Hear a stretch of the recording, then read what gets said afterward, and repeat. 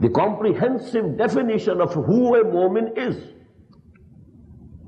إنما المؤمنون الذين آمنوا بالله ورسوله ثم لم يرتابوا وجاهدوا بأموالهم وأنفسهم في سبيل الله أولئك هم الصادقون.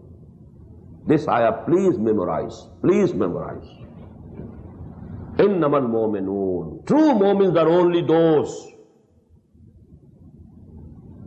الذين آمنوا بالله ورسوله ثم لم يرتابوا, who believe in Allah and His Messenger and then have no doubts whatsoever.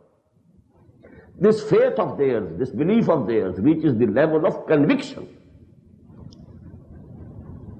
وَجَاهَدُوا بِأَمْوَالِهِمْ وَأَنفُسِهِمْ فِي سَبِيلِ اللَّهِ, and then they wage jihad for the cause of Allah and spend in this jihad whatever is there in their bodies, their bodily resources, capabilities, intelligence, understanding, working potential,